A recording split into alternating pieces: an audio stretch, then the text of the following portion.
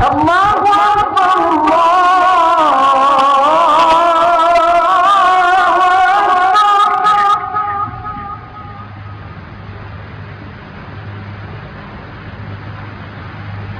بعض لوگوں نے اس حدیث کو لے کر یہ بھی کہا کہ مولا کا معنی سردار ہے، اور اسی وجہ سے ان کا یہ عقیدہ ہے کہ وہ یہ کہتے ہیں کہ نعوذ باللہ حضرت علی رضی اللہ تعالیٰ عنہ تمام انبیاء سے افضل ہیں سوائے رسول اللہ صلی اللہ علیہ وسلم کے۔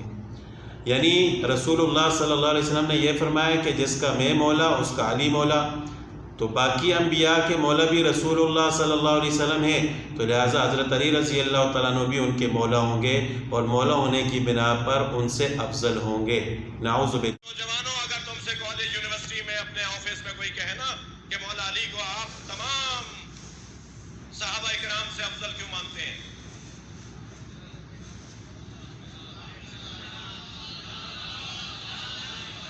نبی کے بعد، نبی کے علاوہ، نبی کے بعد، نبی کے علاوہ، مرزا صاحب کو ضرور کی ہے، نبی کے بعد، نبی کے علاوہ ہم تمام انبیاء سے افضل علی کو مانتے ہیں۔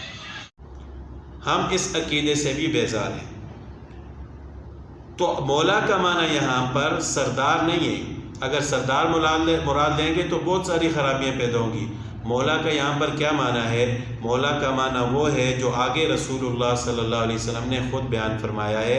خرابی یہاں سے پیدا ہوتی ہے کہ لوگ آدھی حدیث بیان کرتے ہیں، حالانکہ حدیث یہاں تک مکمل نہیں ہوتی۔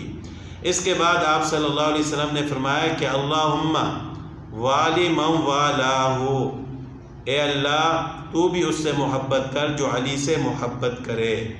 تو خود رسول اللہ صلی اللہ علیہ وسلم نے یہاں پر مولا کا معنی بیان فرما دیا کہ مولا کا معنی ہے جس سے محبت کی جائے، محبوب، کیونکہ خود آگے جا کر رسول اللہ صلی اللہ علیہ وسلم نے یہی دعا فرمائی ہے کہ اللہم والی من والاہ، یا اللہ جو علی سے محبت کرے تو بھی اس سے محبت کر۔ اگر مولا کا معنی سردار ہوتا تو نعوذ باللہ کیا رسول اللہ صلی اللہ علیہ وسلم اللہ تعالیٰ کو یہ فرما رہے ہیں کہ یا اللہ تو علی کو اپنا سردار بنا، یا اللہ تو اس کو اپنا سردار بنا جو علی کو سردار مانے؟ نعوذ باللہ۔